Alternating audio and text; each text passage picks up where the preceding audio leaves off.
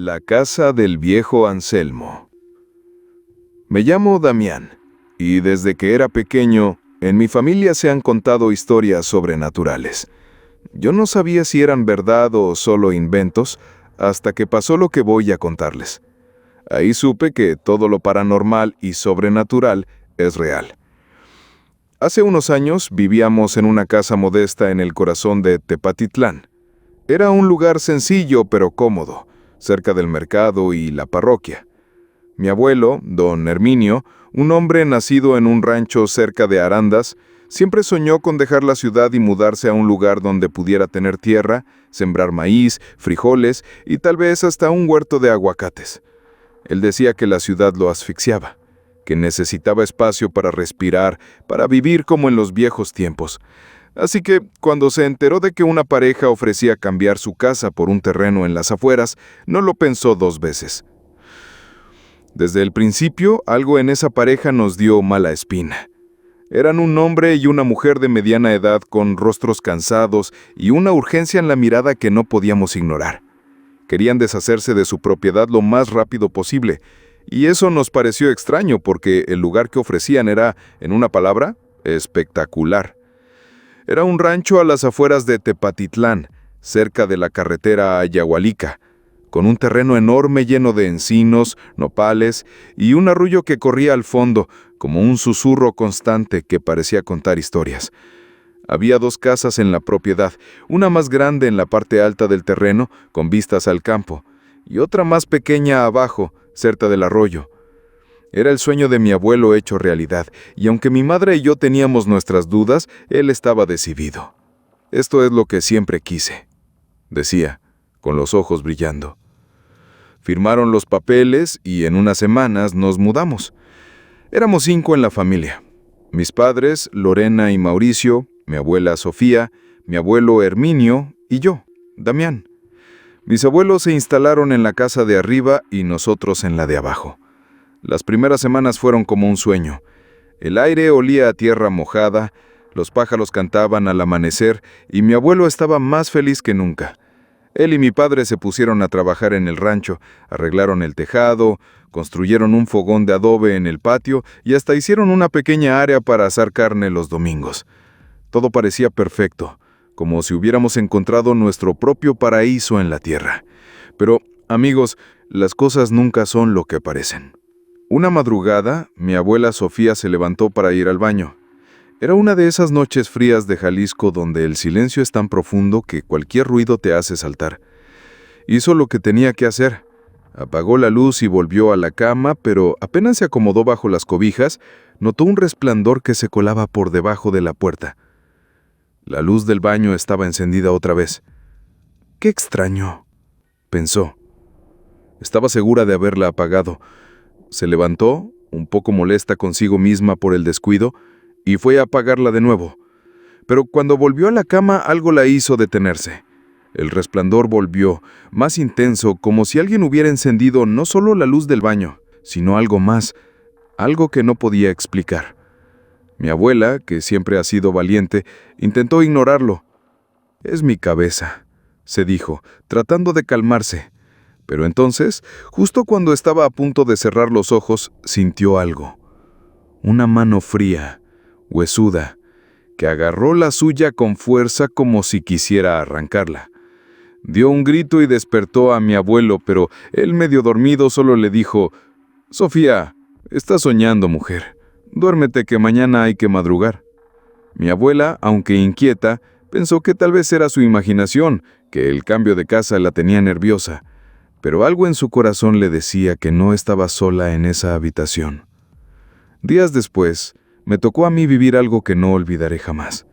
Era una de esas noches en las que no puedes dormir, así que me quedé en mi cuarto dibujando con la luz tenue de una lámpara.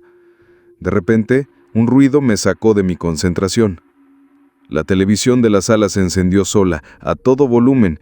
Era un sonido estridente, como si alguien hubiera puesto un canal de estática al máximo. Me quedé helado.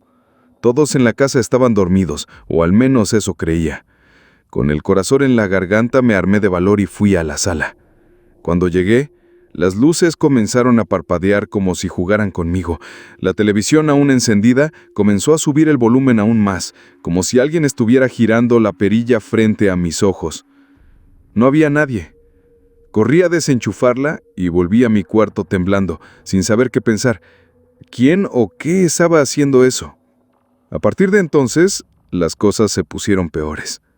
Las luces se encendían y apagaban solas, como si la casa tuviera vida propia. El radio en la cocina se prendía en la madrugada, tocando rancheras a un volumen que hacía temblar las ventanas. Pero lo más inquietante eran los ruidos. Por las noches escuchábamos cadenas arrastrándose en el sótano. No era un sonido normal, no era el viento ni las ramas de los árboles. Era algo pesado, metálico, como si alguien estuviera caminando con grilletes. Mi madre Lorena empezó a notar cosas extrañas también. Una vez, mientras se lavaba la cara en el baño, vio algo en el espejo. No era su reflejo, era una sombra, una figura alta con un sombrero de ala ancha que la miraba desde el otro lado del cristal. Cuando se dio la vuelta, no había nada. La figura había desaparecido, pero el miedo se quedó con ella. Mis abuelos, criados en el campo, no querían creer en estas cosas. Son diferentes las ideas de la ciudad, decía mi abuelo Herminio. En el rancho siempre se escuchan historias de fantasmas y espantos, pero no hay nada de qué preocuparse. Mi abuela, aunque más sensible, también intentaba restarle importancia, pero mi madre y yo sabíamos que algo no estaba bien. La atmósfera en el rancho se volvía cada vez más pesada, como si el aire mismo estuviera cargado de algo oscuro. Había noches en las que no queríamos apagar las luces porque sentíamos que algo nos observaba desde las sombras. La gota que derramó el vaso llegó una noche que nunca olvidaremos. Mi abuelo había ido a visitar a unos parientes en Arandas, así que mi madre, mi padre y yo nos decidimos quedar en la casa de arriba para hacerle compañía. Estábamos durmiendo, yo en la cama con mi abuela y mis padres en el cuarto de al lado, cuando un grito desgarrador nos despertó. Venía del cuarto de mis padres. Corrimos hacia allá y lo que vimos nos heló la sangre. Mi padre, Mauricio, estaba encima de mi madre con las manos en su cuello como si quisiera estrangularla. Pero no era él. Sus ojos estaban en blanco y su voz no era la suya. Era grave, como si viniera de ultratumba. «¡Salgan de mi casa!», gritaba. «¡Esta es mi tierra! ¡Váyanse, váyanse todos!». Mi abuela y yo desesperados logramos apartarlo, mientras mi padre aún en trance seguía murmurando palabras que no parecían suyas. Mi abuela, con una fuerza que no sé de dónde sacó, comenzó a rezar el Padre Nuestro. Yo me uní a ella y poco a poco mi padre se fue calmando. Sus ojos volvieron a la normalidad y finalmente se desplomó, como si hubiera perdido el conocimiento. Al día siguiente mi padre no recordaba nada. «¿De qué hablas, Lorena?», decía confundido cuando mi madre le contaba lo sucedido. Mi abuela con lágrimas en los ojos le suplicó a mi abuelo cuando regresó. «Herminio, algo está mal aquí, no podemos quedarnos». Pero mi abuelo, terco como era, no quería renunciar a su sueño. «Es solo una casa vieja, Sofía. Todo tiene explicación», insistía. Sin embargo, no pasó mucho tiempo antes de que él mismo viviera algo que lo hizo cambiar de opinión. Una noche, mientras dormía, sintió que alguien lo sacudía con fuerza. Abrió los ojos y vio un rostro que nunca olvidará. Un hombre viejo con la piel pálida como la muerte, los ojos hundidos y una voz que parecía salir de un pozo. «¡Salgan de mi casa!», gritó, mientras los zarandeaba. «Esta tierra es mía. ¡Váyanse!». Mi abuelo, que nunca había creído en fantasmas, se levantó temblando.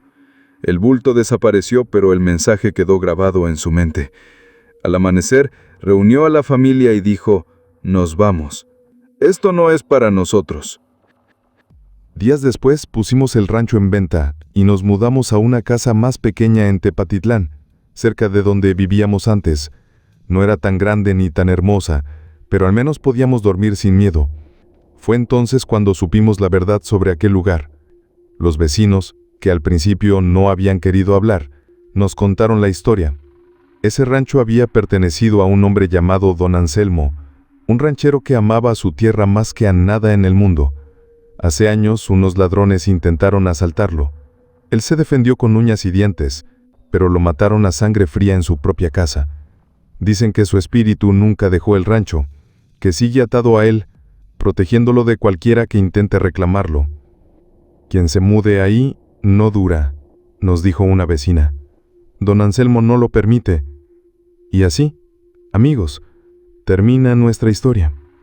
A veces cuando paso por esa carretera cerca de Yagualica, miro hacia el rancho y siento un nudo en el estómago. Sé que don Anselmo sigue ahí, vigilando su tierra, asegurándose de que nadie más la tome.